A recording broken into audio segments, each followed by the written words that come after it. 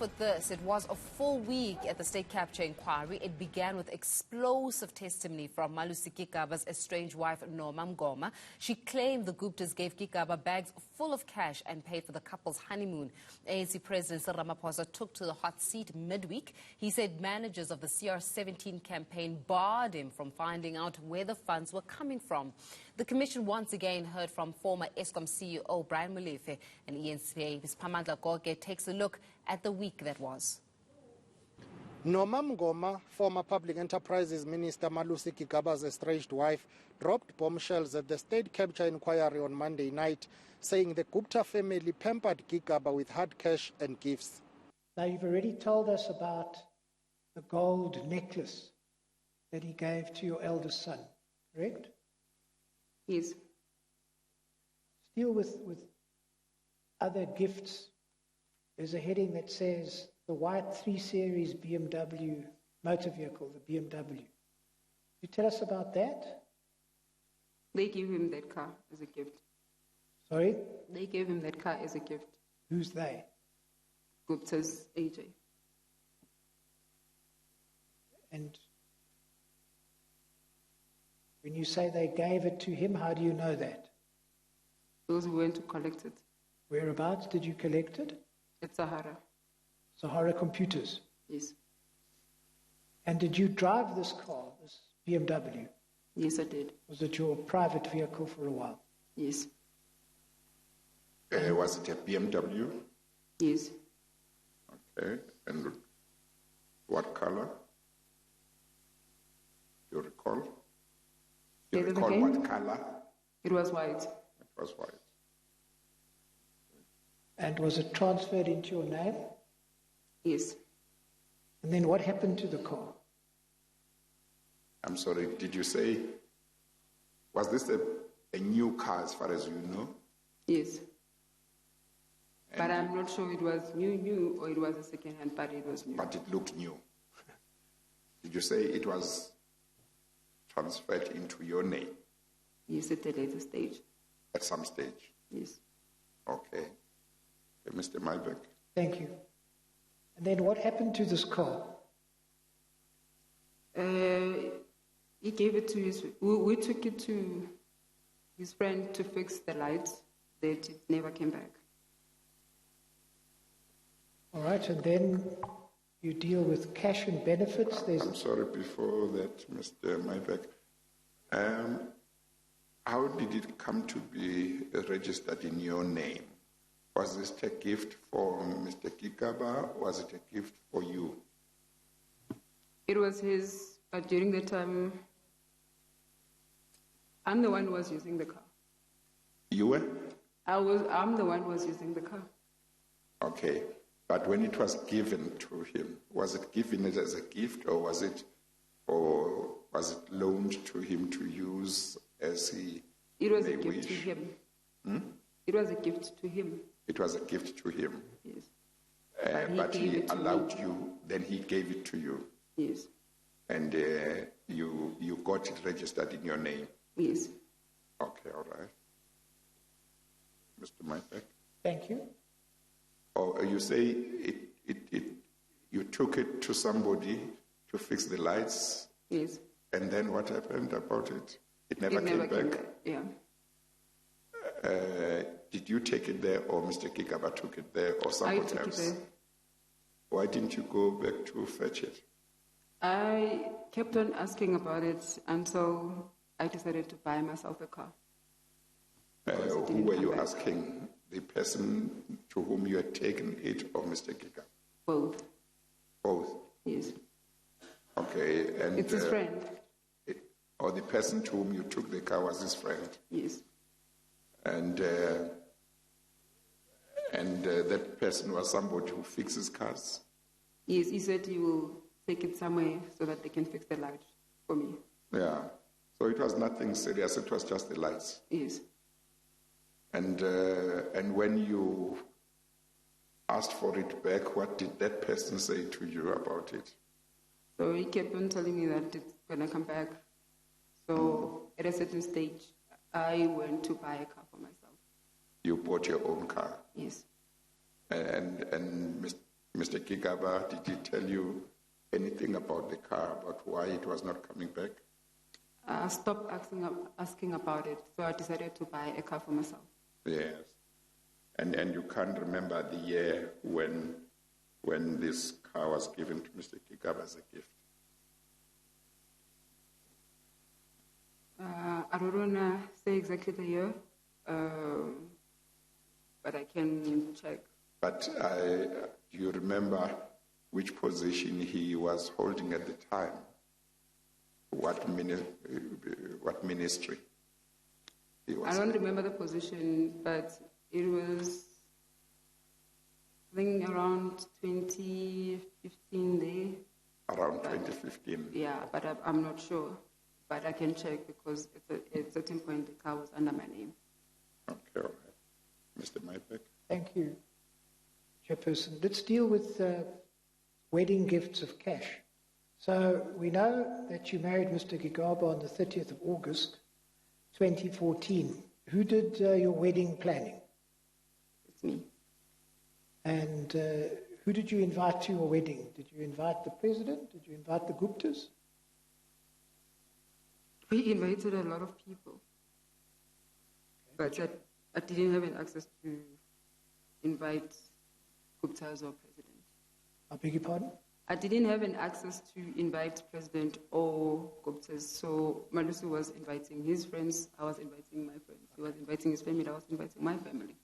So where it says we invited both the former president and the Guptas, but none of them attended, is that wrong? Yes, they didn't attend. Yes, but is it wrong where it says we invited both the former president and the Guptas? Yes, they were invited, but they didn't come. Okay.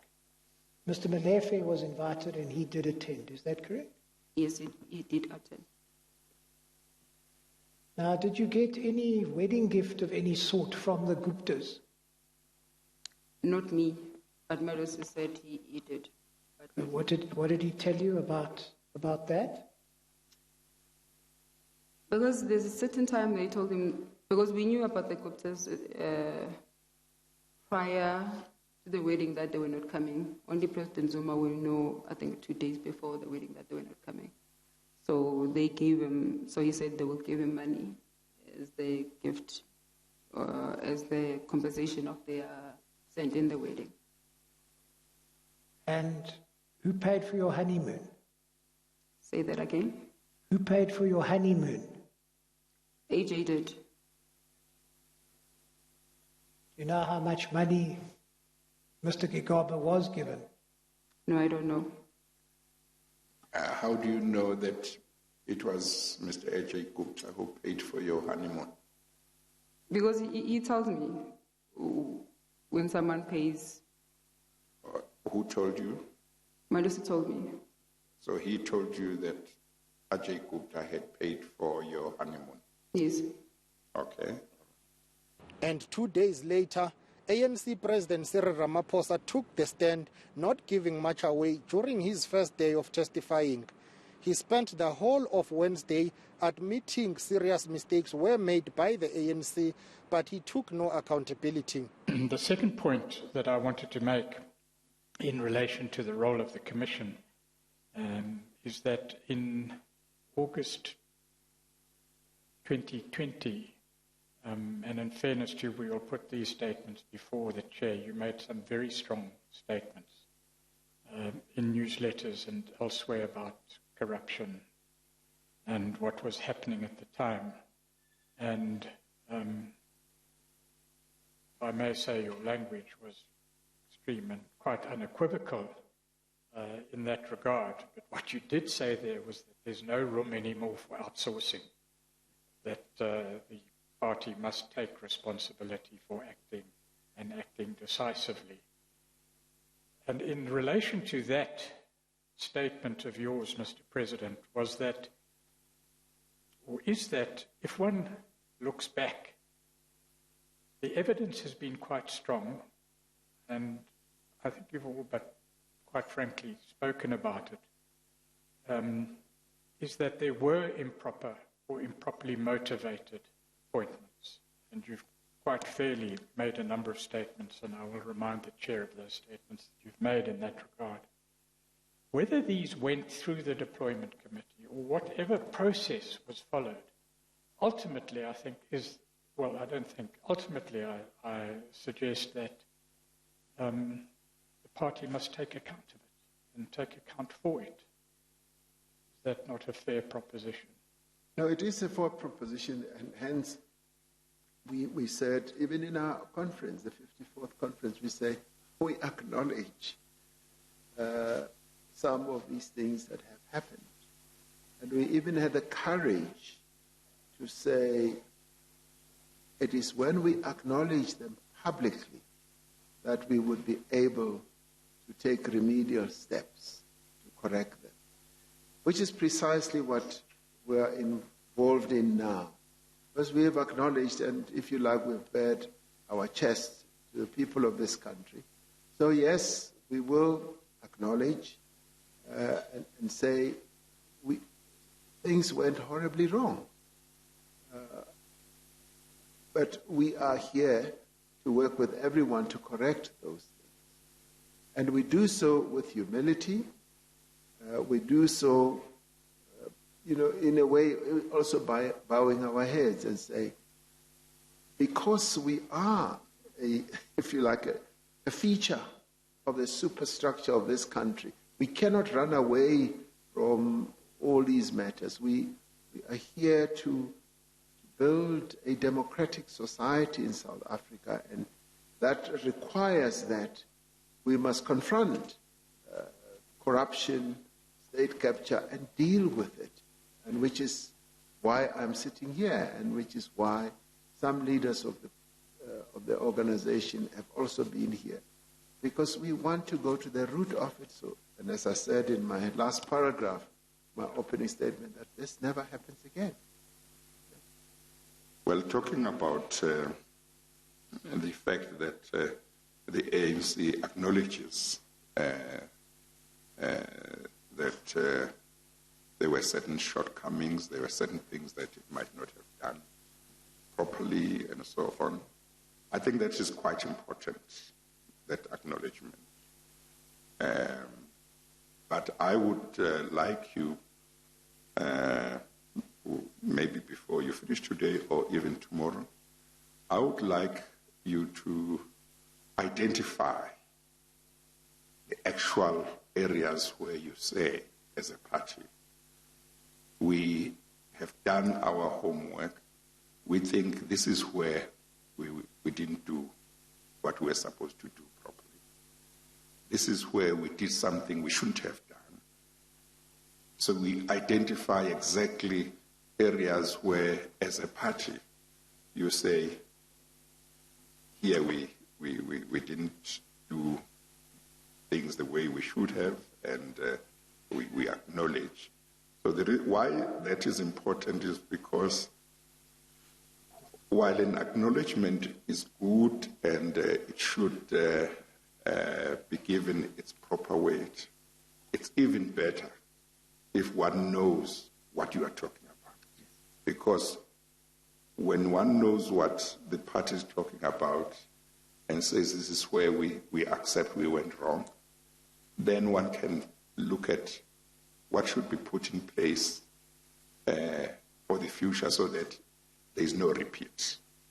So it's something you can deal with either today or tomorrow.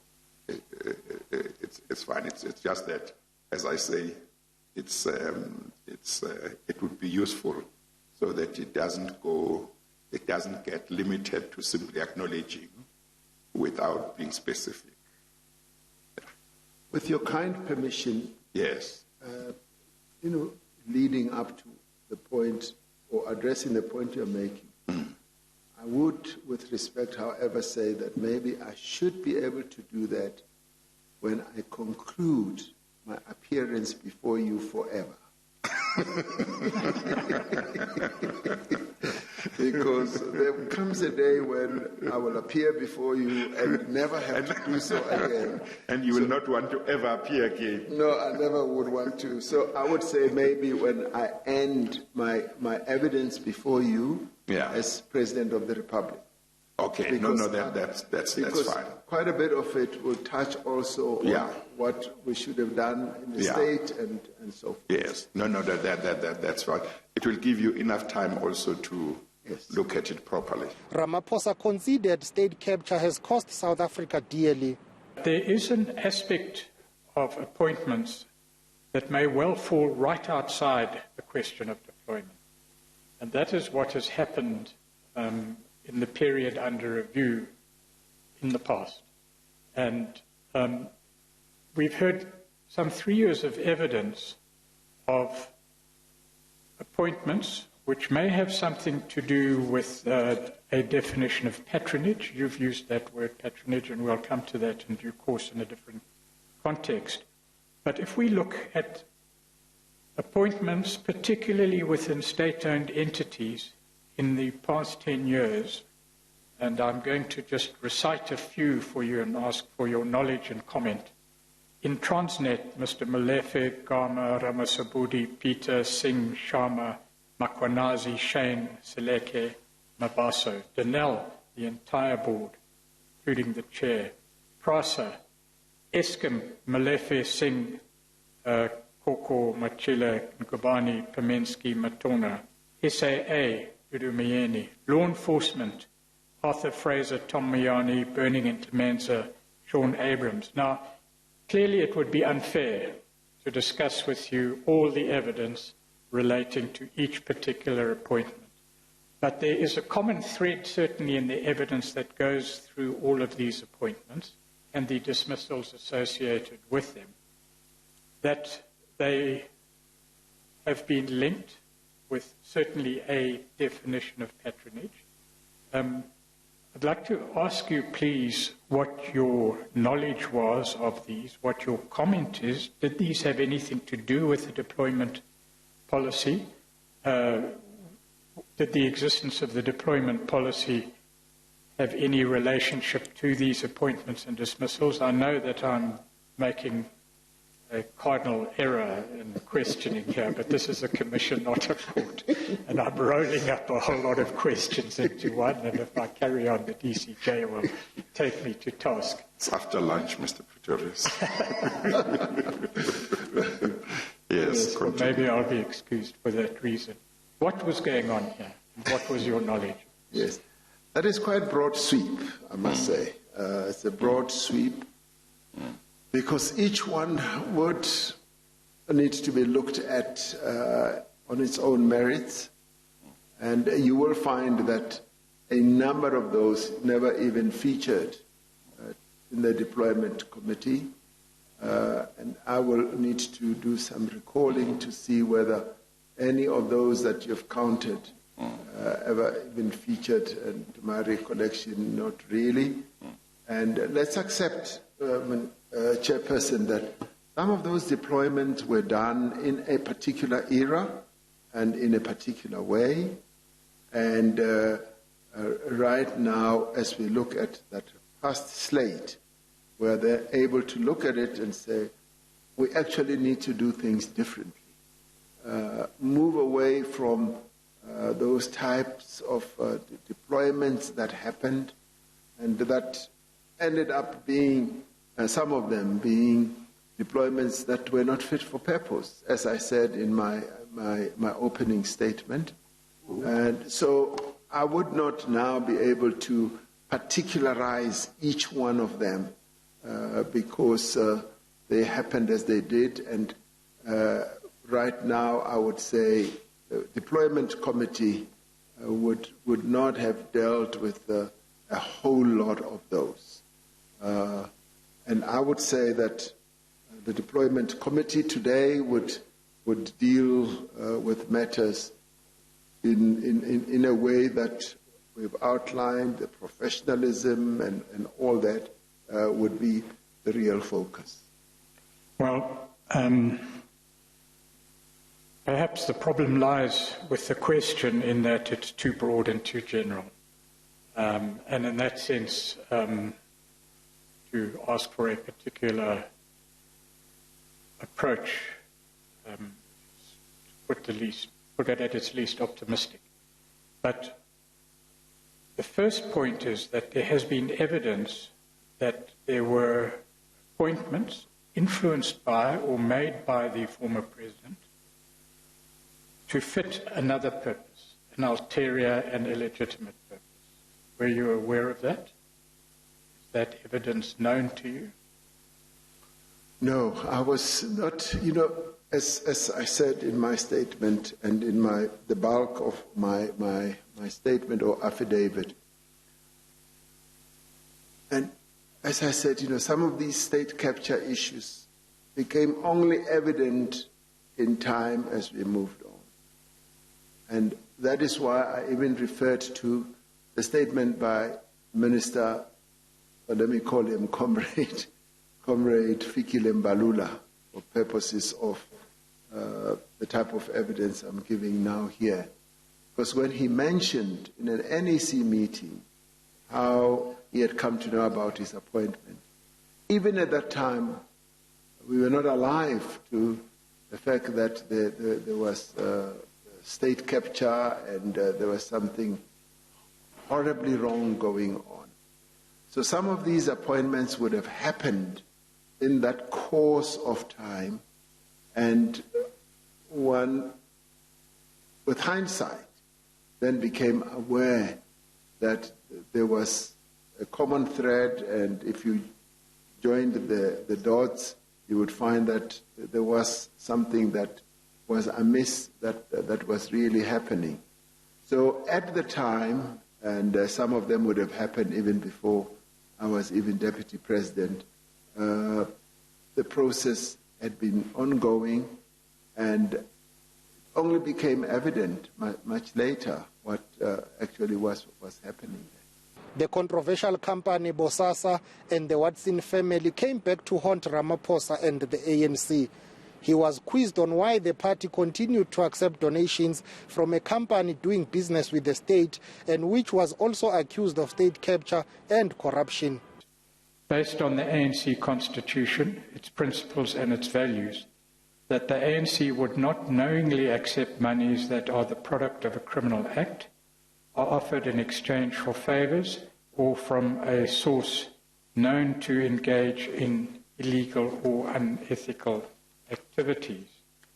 Paragraph 52 reads, I have heard that evidence has been presented to the Commission that suggests that the ANC may have been the recipient of donations from individuals and companies that receive contracts from the state, including in instances where the awarding of those contracts are alleged to be or to have been unlawful.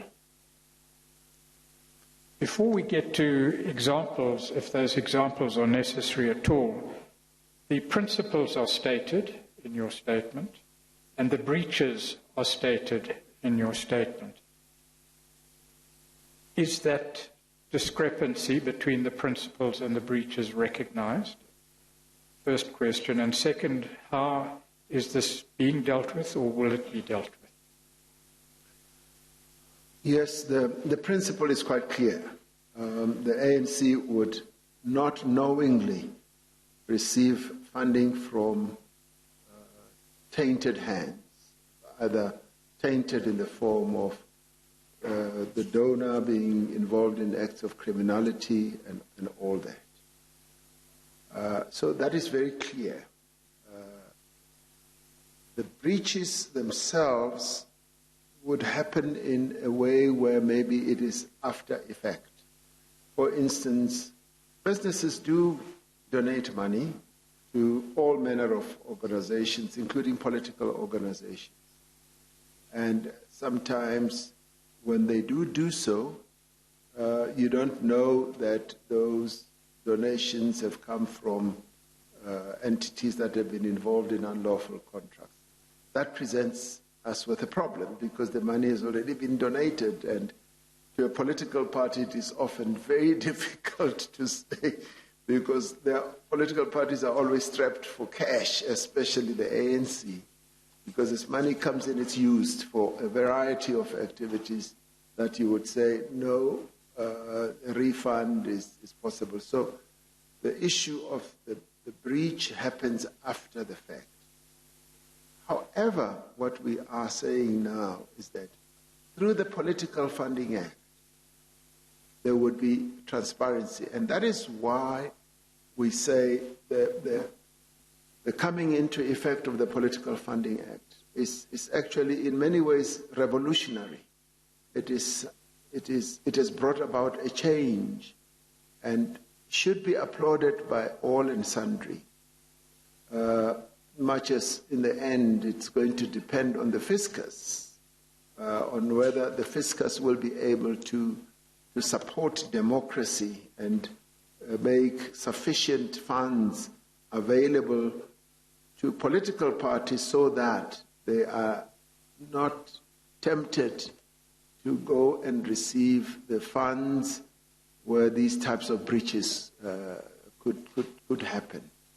So I would say, looking forward, Chairperson, we've got a saving sort of dispensation that is going to enable us to open a new chapter in regard to advancing our democracy and political funding, funding for political parties.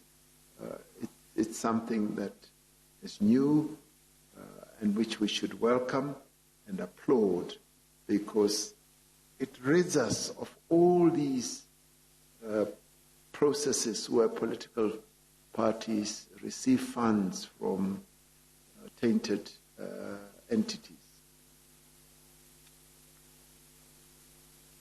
We can deal with the example of Bosasa, at least in general terms.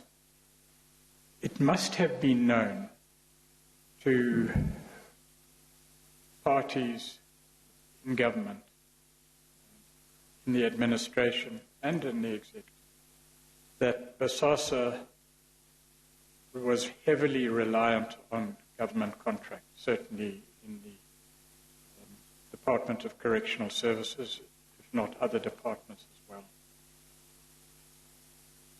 It must also have been known that the ANC itself benefited, at least in that elections war room and in certain well-publicized events that took place, the former president's birthday party, for example. And there were others. It may have been, as you say, that evidence about bribes, those events took place in dark corners. But how could it happen then that the party continued to receive benefits from a company that relied heavily on government contracts without a thorough investigation of what was happening there? Chairperson, it did happen. It is one of the anomalous events that did happen. And what is prominent in my mind is to say,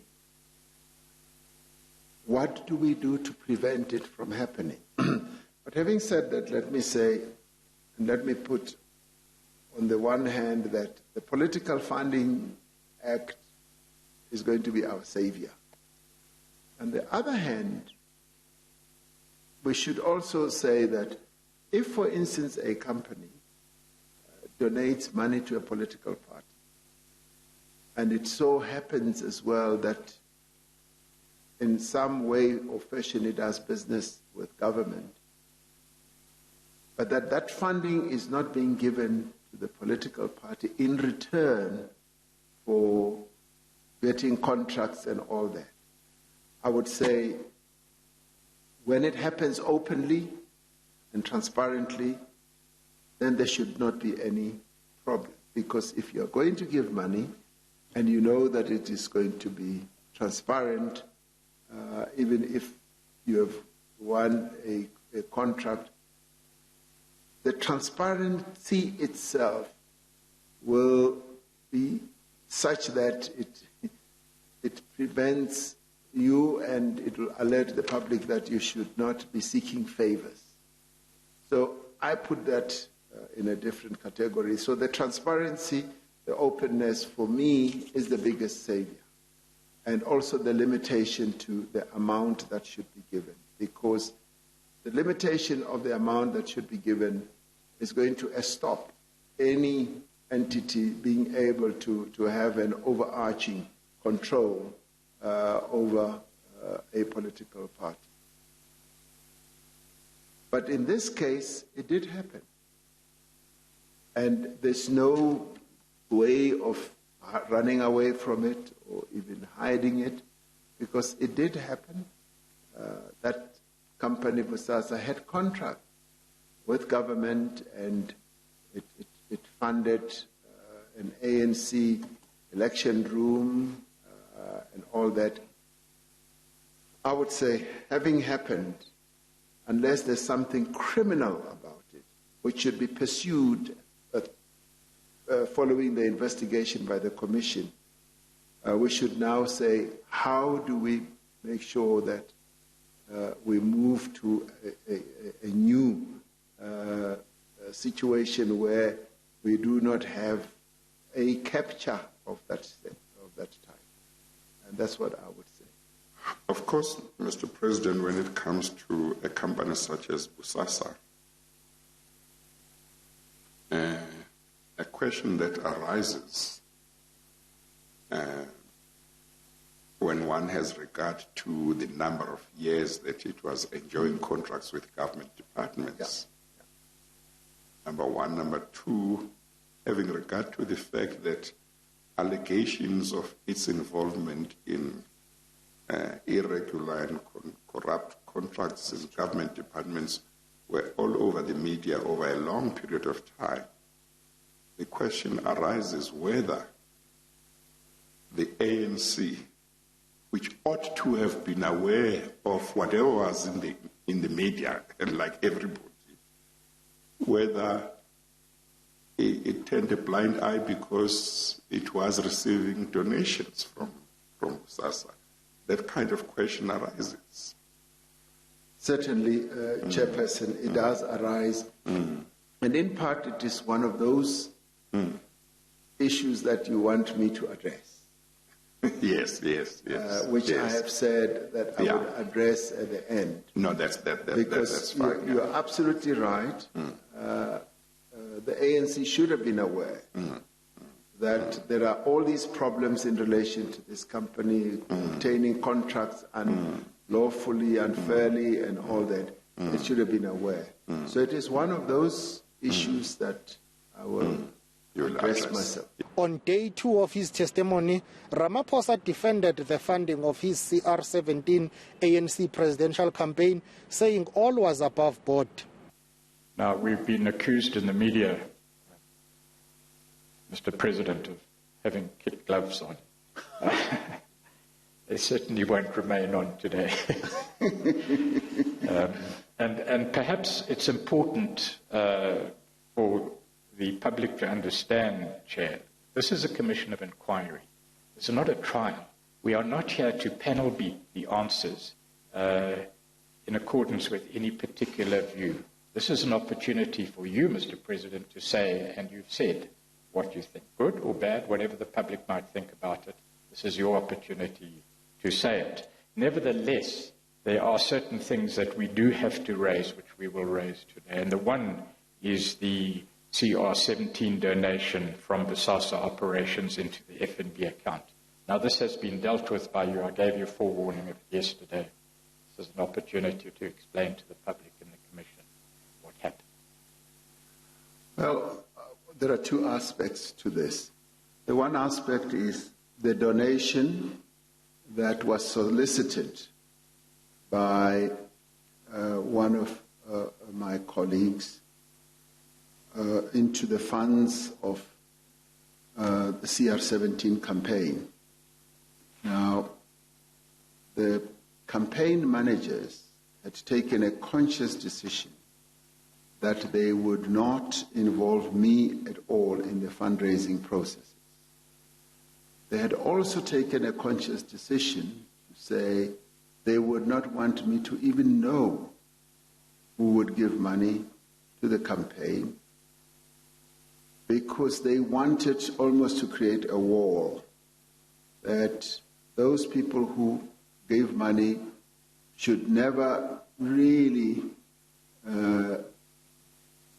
think that there is anything they will get in return. And that if I knew, there could be that compromise. So they took a conscious decision and they told me that this is what we have decided. You are the candidate, we are the campaign managers, and we're building a wall, and we are going to make sure you don't know where the money will come from. We will, however, as time went on, we will, however, want money from you. They solicited money directly from me, which I gladly gave, and it was put in an account, and I never knew. Up till today, I don't know how those funds have been managed. I did meet some of the people who gave money at dinners or whatever to explain precisely what we were seeking to achieve by my candidature, and that's where it ended. So when one of my colleagues then approached, I think, one of the Watson brothers, whom he knew from long ago, because he was a comrade before he passed away, comrade in ANC structures, UDF structures and all that, to give money. He seems to have said, I want you to give money personally, from your own money, and not, it seems like he made that distinction, from your own purse and not from the company itself. So that is what I believe he seems to have done. So of course, as the story, was made public, it seemed like it came from Bosasa. I don't quite remember the final detail. I think it came from him or one of his companies or accounts. And I think the public protector and the legal processes looked into all that. So that is the one aspect that had to do with monies, that had to do with anything Bosasa related, even though I think the money never really came from there. So I was far away from the finances that financed the CR17 campaign for the reasons that I've articulated, that the managers did not want me to know, so that I should never be beholden to any of the people who gave money to the campaign. And as it turned out, we had maybe by osmosis in the ANC, arrived at a situation where there are formal campaigns that are now mounted for people to be elected to positions. It never used to be like that in the past. And we still bemoan the fact that we have now arrived at a campaign-style type of contestation for leadership, which is regrettable, but that's where we are. And I'll remark on this in a little while. The other part was how the campaign managers then went ahead to raise money for the campaign. It's been said that R1 billion was raised. It was never R1 billion.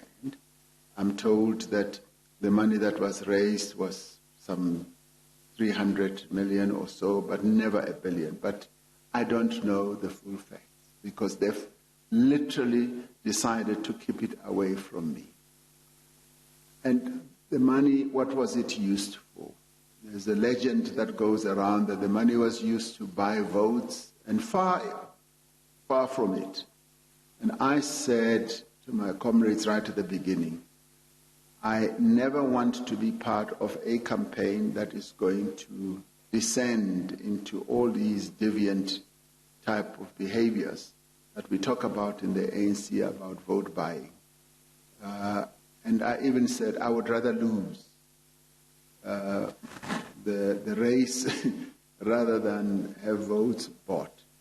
So what was the money used for? It was used to transport people, to hire venues, and actually I got really surprised that it has become so expensive to have all these things like meetings, busing people, feeding people, the paraphernalia, T-shirts, caps, and so forth that have to be given out for the campaign. And I think people who have run campaigns will know that, yes, there is a cost to all that. As it turns out, there is still a debt that still has to be paid in a number of forms and ways after that campaign that happened in 2017. So money was used for that. And I guess one of the key issues and challenges is that the people who were running the campaign were so methodical.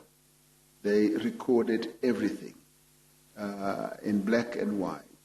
They recorded who was given money, what was it for, and some of the money was deposited into people's account to pass on to others, to people in the regions and people all over. And most of that money was then distributed for a branch to hold a meeting, to hire the venue, for people to travel, for airtime, and all those types of things. So when it came to, people often talk about these accounts that are locked up or where the court decided, and that had nothing to do with me because I've been blocked from all that. And the comrades who ran the campaign have been quite almost Philistine in ensuring that that is held to themselves, and I never get involved in all that. But be that as it may, that is now being deliberated by the courts. And in some ways, quite a bit of the information about who gave money is known. It's those who've taken the matter to court know who gave the money. And the money that was given was also donated by a number of people. And many people, as they give money in the old dispensation before the new law about political funding takes place, they gave money on the understanding that we don't want it to be publicized that we've given money for a political campaign. So they wanted their own identity to be kept out of the media. And it was on that type of condition which the campaign managers agreed to. They said, okay, of course you're giving money, and we will keep your information confidential to ourselves, as it has always been the case with a number of monies that are given to political parties. Political parties, by their very nature, go around asking for donations, and I think it will not be surprising for them to hear that other donors don't want the information to be known. So this is now the subject of a major court battle. But in the end, Chairperson, there was nothing sinister, I must say, about the CR17 campaign, nothing underhand. People always say and fear that those who gave money wanted something in return. I would never allow that. And I would also say, and because I don't know, that to me is a safeguard. You know how much so-and-so gave and all that, because they kept it away from me. I should say, so that I should never be seen to be economic with the truth. Some of the people who gave money, I got to know, because some of them would tell me that I have given money, and how much they've given, I don't know. So I should never be heard to be saying I don't know all. Some of them I know, but I would say the majority I don't know till today. And I've sought sometimes to ask, they say, no, we agreed at the beginning of the campaign that we are not going to tell you. And we are sticking to that. On the same day that Ramaphosa finished this leg of his testimony, one of his main critics, who has made strong allegations against him, Brian Molefe, returned to the hot seat. The former Eskom CEO has accused the Zondo Commission of protecting Ramaphosa. My understanding of the genesis of the Public Protector's report is that Glencore went to complain that Eskom is squeezing them to sell the mine to the Guptas. And without investigating it any further, she took it as the gospel truth and wrote the report without even asking us exactly what was happening. And I've tried to address that issue here, and very little attention was in fact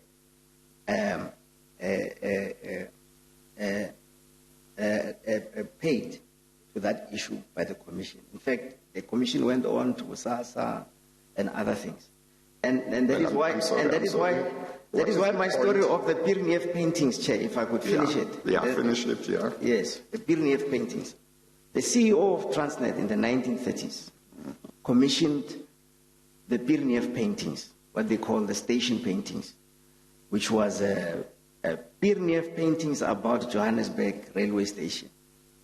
Those paintings are very, very expensive at the moment. They belong to Transnet, but they have been given to Mr.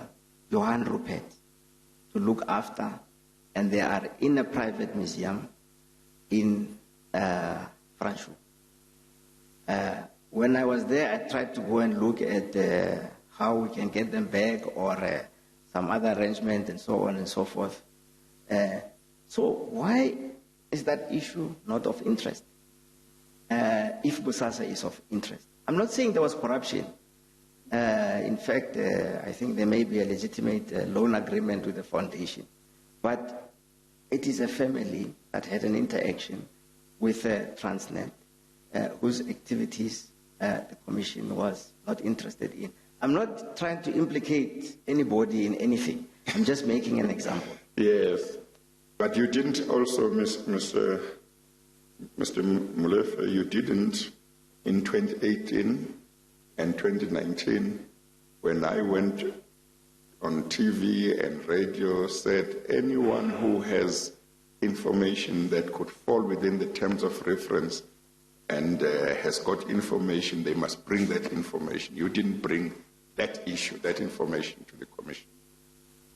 Would you have investigated it, Chair? Well, if you had given it to us and we hadn't, you would have a better case. But you didn't. No, I actually do not. I was just making an example. I did not want you to investigate it. All right. Yeah, I was just making an example that there is a myriad of issues that go beyond that could have been investigated. But anyway. Yeah. Okay. You have answered to Mr. Masugu's question. Mr. Masugu? The last question. Mr. Molefe, you've appeared in the Commission, I think, more than 4 times, if I'm not wrong, to deal with a myriad of issues relating to decisions that were taken, governance matters that were involved, that you involved in when you served in Transnet and in Eskom. Do you feel that in the times that you have engaged with the Commission, you have engaged the Commission on your role, do you feel that you now have a better grasp of what state capture really is? No, actually, state capture is one of those things that happen all the time, everywhere. I just feel that there was a convenient use of the term to probe certain things in a bigger fight. Just go closer to your... In a bigger fight. There was a fight that was going on, and the parties to the fight decided to use a particular set of events. And the other party that was also involved in the fight could have used another set of events, and we would still be here. So I feel like it was a tactic that was being used, that we would get this term, and so on. I mean, I appreciate the fact that we're trying to get to corruption, but we're just looking at corruption of a particular type. The fact that Glencore was trying to extort 470 rand per ton is a particular type in my books.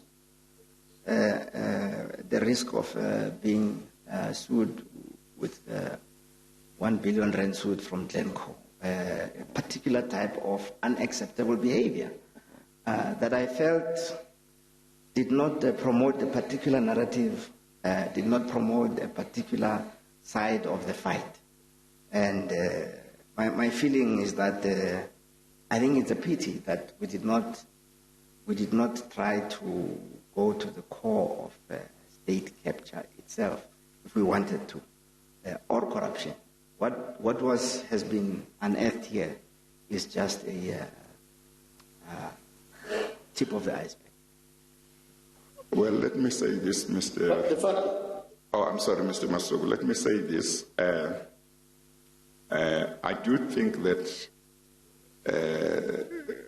what the Commission has unearthed is indeed the tip of the iceberg.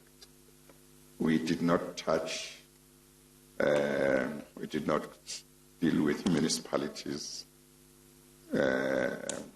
and there are many provincial government departments we didn't get to. There are many national departments that we didn't get to. So indeed, on that score, that what the Commission has looked at will be a tip of the iceberg, I would agree. But going back to the question you raised about why, about what you say is Glencore's extortion of Eskom, let me say that you may or may not have realized, or well, actually, last time you appeared here, or even before that, you were the one who drew my attention to a question that I had raised some time earlier about whether they had done due diligence and all of that. You know? Yes. Subsequent to your being here, well, I don't know whether subsequent, but I think probably subsequently, I said to the legal team, they need to get Mr. Efron, I think that is his name, Mr. Efron. Yes, Clinton Efron. To put up an affidavit and deal with this issue. And subsequently, an affidavit was filed by him. And if it was not sent to you and you would like to see it, I think the legal team relating to Eskom can consider that. But he has dealt with it in a certain way, and I had said to the legal team that deals with the Eskom workstream, they must consider calling him back to come and deal with such questions. So I'm just mentioning what happened that you might not be aware of. What I'm aware of is that he made a statement subsequent to my evidence, not an affidavit. Well, maybe it might not be an affidavit, it might be a statement. It was a statement that was not under oath, in which he denied that Mr. Ramaphosa had been chairman of yes, but let's deal with one issue at a time. Yes, I'm just saying that now. So I'm saying that I've said to the team, to the legal team that deals with the Eskom workstream, they must consider calling him to come and take an oath and deal with that issue. Ramaphosa is set to return to the Commission at the end of May to testify about his roles as the former Deputy President and the sitting President of South Africa. Sphamandla Goge, Johannesburg.